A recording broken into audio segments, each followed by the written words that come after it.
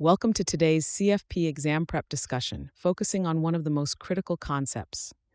Fiduciary duty lies at the heart of financial planning practice and appears frequently on the CFP exam. Let's break down the concept of fiduciary duty.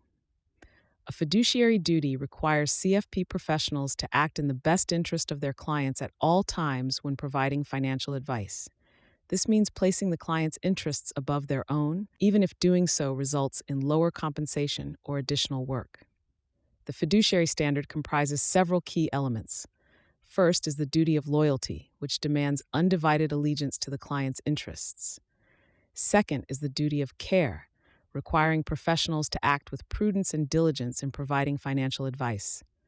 Third is the duty of disclosure, mandating full transparency about conflicts of interest and compensation arrangements.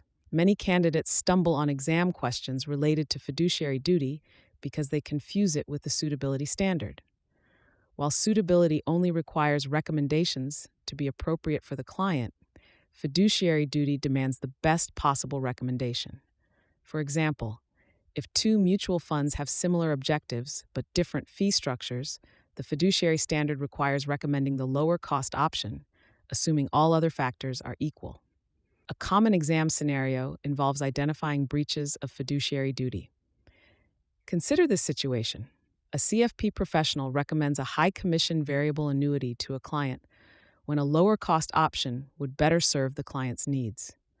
This clearly violates the fiduciary duty because the recommendation appears motivated by the advisor's compensation rather than the client's best interest.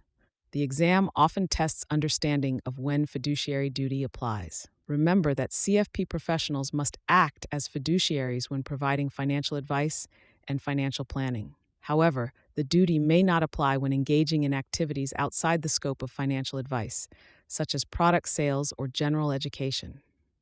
Documentation plays a crucial role in fulfilling fiduciary obligations. The exam frequently includes questions about proper documentation practices. CFP professionals must maintain clear records of their decision-making process, client communications, and the rationale behind their recommendations. Another challenging area involves managing conflicts of interest. While conflicts aren't inherently prohibited, they must be fully disclosed and managed in the client's best interest. The exam may present scenarios where candidates must identify proper conflict management strategies. When preparing for fiduciary duty questions, focus on understanding real-world applications rather than just memorizing definitions. Think about how fiduciary obligations impact various aspects of financial planning, from investment recommendations to insurance solutions. A practical tip for exam success is to approach fiduciary questions by first identifying whose interests are at stake, and then evaluating whether the professional's actions prioritize the client's interests. If there's any doubt, the fiduciary standard likely requires choosing the option that best serves the client, even if it's not the most convenient or profitable for the advisor. Remember that fiduciary duty represents an ongoing obligation.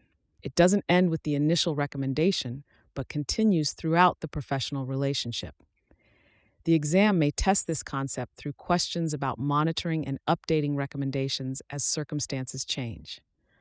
By mastering these concepts and understanding their practical applications, you'll be well prepared to handle fiduciary duty questions on the CFP exam. Keep in mind that this topic connects with many other exam areas, including ethics, practice standards, and risk management.